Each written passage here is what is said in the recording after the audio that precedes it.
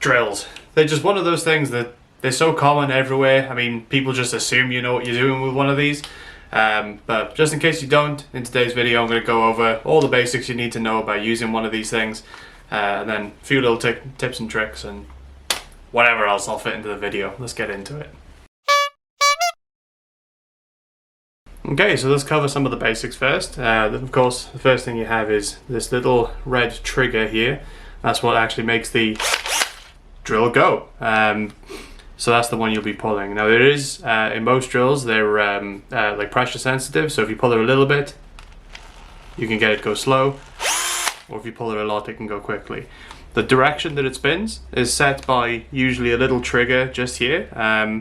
If you push in on one side, it'll go forward, and on the other side, it'll go back. But there are tiny little arrows that help you know which way that the bit will be spinning.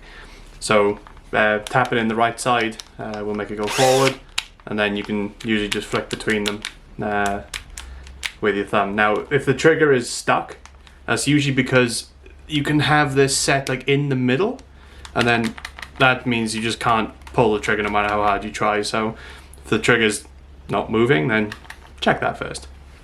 Next up, I'm just going to talk a little about this piece. So this spinny bit on the end is called the chuck, and it's the part of the drill that holds the drill bits or whatever you want to stick in here. On the inside, let's see if I can get this to focus in. Okay, when I spin it this way, you can see that there's a few little teeth on the inside that are starting to come out.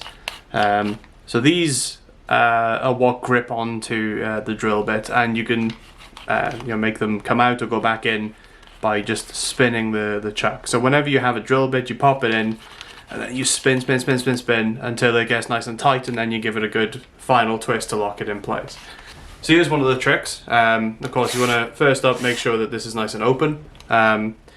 Usually what you can do is take a drill bit, and any drill bit will do, but you usually just want to like hold it fairly loosely between your thumb and index finger, and then in like the bed of your palm, that's where you'll slot in the drill bit, and then use your palm to kind of rest the chuck against, so then you can hold down the trigger to get that those little teeth to come out. Now you don't want to hold it too tight, because at some point, there you go, the drill is going to kind of bite onto the drill bit, and then it's secured, it's nice and steady. Now, so all you have to do then is give it a final little twist just to make sure it's nice and tight, and jobs are good. And or if you've got good grip strength, you could just hold the chuck and then give it a little twist until it spins out of your hand. So that's nice and fixed in now, that's not going anywhere.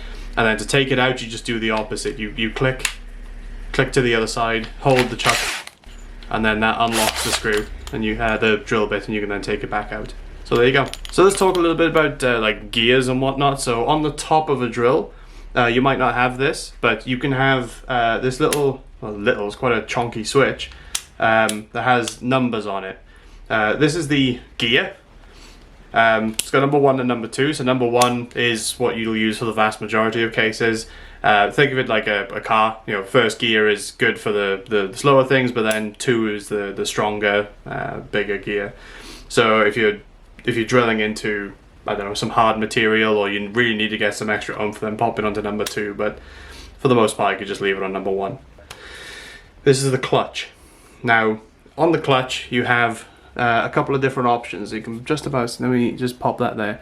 So you can see these 3 options. There's like a hammer, there's a drill bit, and then a screw.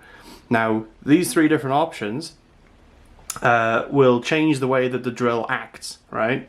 So if I start with the screw, so yeah, that's all I have to do is twist this plastic piece, and you can hear it clicking,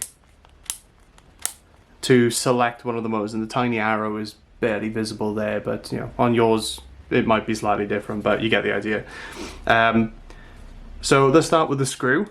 On the screw, now if you think about actually screwing a screw into wood, you can quite easily screw like too far into the wood and then just leave the screw quite deep into the wood, and it can look a bit rubbish and damage the piece that you're working on.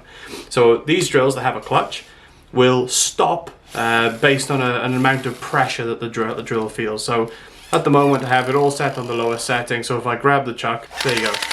You can see the end wasn't moving, but you can hear the drills like struggling. It's like da da da da da da da. So what's happening there is that the drill is just stopping itself from over-tightening the thing that it's tightening.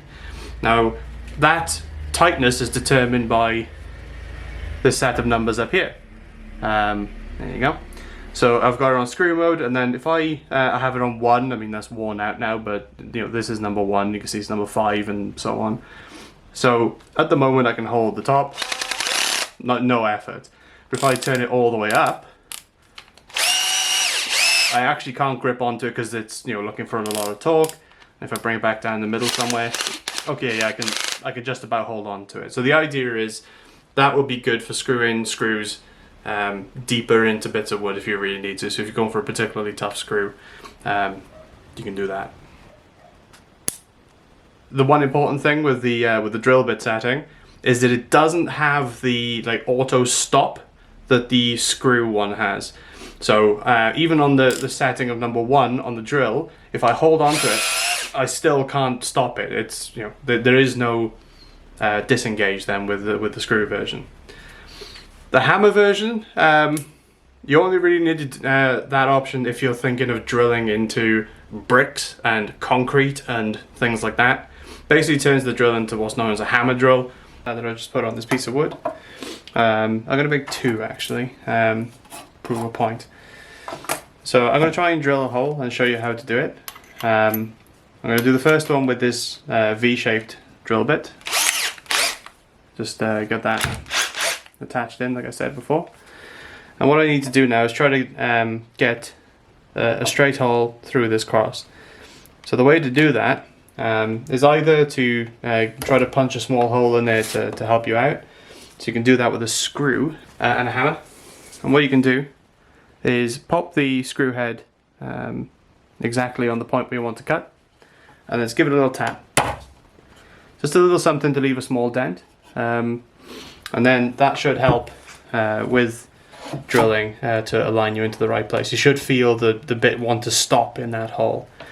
And the way to drill a hole is to keep the drill nice and straight. And when you're ready to go, keep the workpiece nice and steady. Get the drill bit nice and straight. You don't want it down here or over here and no wobbling all over the place. Once you have it down and straight, you pull the trigger and then push straight down. These things do sometimes take a bit of weight to push through something, so don't be afraid to gently ramp up to quite a lot of weight. And then pull the trigger.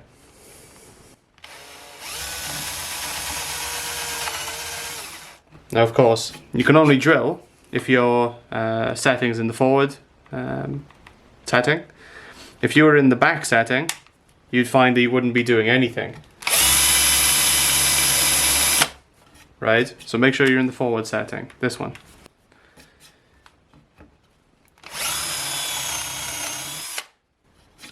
And once you're done, once you're all the way through, or once you're as far down as you want to go, you can actually just keep holding the trigger down to pull it up. Don't stop halfway down and then try to yank the drill out, because it'll be stuck in the wood, right? You don't want to do this.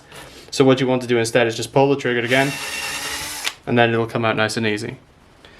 So I've got that hole fairly center. I mean, it's not the best, but if you use the brad point bit, you don't even need to set the punch first, because the point on the end will do it for you.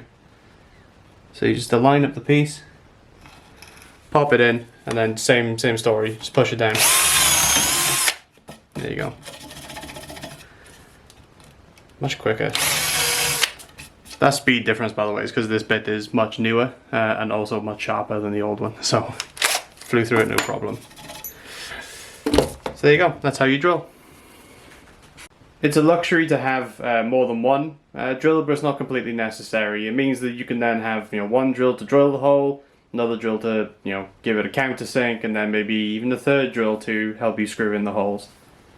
Okay, if you're thinking of buying one of these, you can buy them anywhere, right? Drills are probably one of, if not the most common tools in any trade. Super useful, so you can buy them anywhere. What kind of cost? Well, it depends on what you're after. But I think I bought the two drills for me. So these two came as part of a pack. I think they're about 120 or 140 pounds for the two. which is a decent deal. So then the question is, do you try to buy used or buy new? I'm always of the opinion that you should buy new, especially if you're like getting into something like woodworking. I know the intuitive answer is to just buy cheap, but the problem with buying cheap, and a lot of experienced people will tell you to buy cheap, but they're talking from their own perspective, because they know what to look for with cheap tools. They know that, oh, if I just pick up this £5 hand plane, the fact that the blade is a bit dented is fine, I can fix that. But they know to look for those things, right? And then if you're using a cheap tool, or one that just doesn't do the job properly, it's secondhand, it doesn't work, and like, you can get dissuaded from like woodworking entirely because the tools are rubbish to use. So my advice, if you're going to go buying one, I would prefer personally to buy new rather than used. Obviously still keep it relatively within your price range. Don't push the boat out on your first purchase. I'm of the belief that your first purchase should be relatively cheap but new, so that you can get an idea of like, do I need this tool, or if I get a set of tools, like which one of the set am I using more than the rest, and then get like a good version of that one rather than anything else. Like, prove you need it by buying new but cheap first. So speaking of buying the drills, does the brand matter? Honestly, not really. There's going to be differences on the super low end and the super high end, but for the vast majority of the middle ground, all of the brands that you probably recognize, DeWalt, Makita, Bosch, like any of those, they're going to be fine. It's a drill at the end of the day. It's a thing, you pull the trigger, it goes brr, right? It does circles. So the biggest differences between all these drills is going to be in the battery. So on the bottom, on the base of every one of these, in this case I got a small little round one, but you can get some this shape, where you have this big square battery. Most of the cost of drills these days is probably going to be in the battery technology, so it's how powerful a voltage, I guess, that these can put out. So like how strong of a hole, with how hard the wood or how hard the concrete or whatever, can this drill through, and for how long. So obviously if you're trying to put a small battery through its paces, it's going to drain in no time at all, and you'll be constantly charging it. So bear in mind, if you're just doing like basic DIY home improvements, you just put in a few screws and a few cupboards, honestly anything small and again relatively cheap will be perfectly fine. One of the other recommendations, if you are thinking of buying these things, I quite like the idea of going for a pair. So I'll explain this type of drill a little later, but the idea is they both use the same battery, same shape. So the idea is if I want to use a lot of one drill, I can have one battery in the drill and then I can put the other one in the charger, rotate them out so I don't have to stop and noodle around. But also then if I'm doing, like I'll use one for screwing holes and one for screwing in screws, it means I don't have to change the drill bits constantly. So I recommend getting, if you're being remotely serious about having a drill, then having two is super, super useful. They don't have to match, but it's nice if they do for the battery. And in terms of how to remove a battery, there's a couple of different ways of doing it. For this particular one, you could just squeeze the sides and pop it out, and then that's all you have to do is slide it in and click it in place. With other ones like this, they might have a button on the front or a button on the back that unlocks it. So if you just push the button down and then it'll slide off in one of the directions. Which way is this one? There you go. Slides off backwards, and then to put it back on, you just slide it back into place. Now the important question: do my drills need to match the color of my rest of my tools? No, they really don't. So I mean, despite these both being Bosch, so I got a blue one, got a green one, doesn't really matter. I've got like a red Makita sander over there, a yellow DeWalt, chop saw. Colors don't matter. I mean, if you want to support a particular team, then go for it, but there's no reason to stick with one brand other than potentially shared battery use. That's the only reason you should think about sticking with one brand, is because they probably will have the same battery like slot, so you can have maybe 4 or 5 batteries floating around the shop. It's the only reason. Otherwise, just go with whatever you can get. Okay, so let's go over some quick tips and tricks about how to, what you can do with one of these. So first off, like I've already said, you can open and close the chuck by holding onto the chuck itself and then setting the drill in forwards or backwards to open or close it. Going forwards will close it, going backwards will open it. So that makes it much easier to add and remove drill bits. Next tip is you can add a little piece of tape to a drill bit so that you can drill down just to a certain level.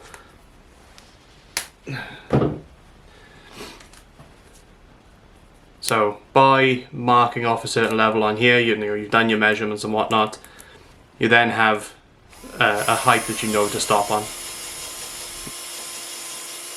Another tip, despite these being somewhat intimidating in that you think that they only have 2 or 3 types of bits, what you need to remember is that a drill is a spinning machine, right? So you can shove anything in these things that requires a bit of spinning and it'll work. I say that because there's loads of novelty bits you can get on the likes of Amazon where you can put little brushes in here or little scrubbing tools and then just use these to clean the rims of your car or the grout in the bathroom or anything like that. It just saves a lot of effort just to have a little spinny cleany boy helping you out. And there you go, that's that. You should know enough now to be able to go drill in some holes, make some Swiss cheese out of some walls. If you enjoyed the video, like, comment, subscribe, all that kind of good stuff. And good luck with your DIY endeavors. Take it easy, and I'll see you next time.